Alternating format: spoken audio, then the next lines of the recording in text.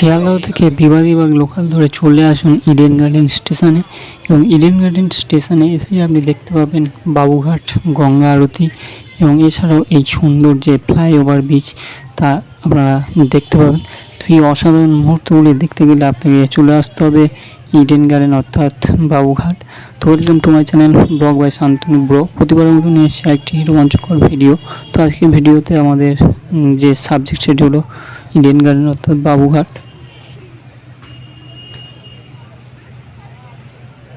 সব মিলিয়ে খুব সুন্দর, বিউটিফুল যাকে বলে।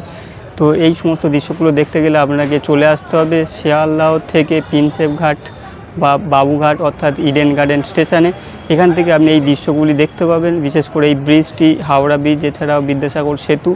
তো সবাই ভালো থাকবেন এবং সুস্থ থাকবেন, আর সময় পেলে অবশ্যই এখানে চলে আসবেন। এখানকার প্রসিদ্ধ এবং পরিচিত হলো গঙ্গা আরতি, যা দেখতে দূর দূরান্ত থেকে হাজার হাজার মানুষ এখানে আসে। সন্ধ্যা 6টার সময় এই গঙ্গা আরতি হয়, যা দেখতে গেলে আপনাকে আসতে হবে প্রিন্সেপ ঘাট অর্থাৎ বা ইডেন গার্ডেন স্টেশনে। এখানে আপনি এগুলি দেখতে পাবেন। তো খুব সুন্দর। তো পরবর্তী ভিডিওতে আমরা গঙ্গা আরতিটা তুলে ধরবো, কারণ এবারে আসতে আমাদের যেহেতু লেট হয়ে গেছে, তাই আমরা গঙ্গা আরতিটা তুলে ধরতে পারিনি, দেখতেও পাইনি। তাই পরবর্তী ভিডিওতে অবশ্যই আমরা গঙ্গা আরতি তুলে ধরবো এবং আপনাদেরকে এখানকার এই সৌন্দর্য।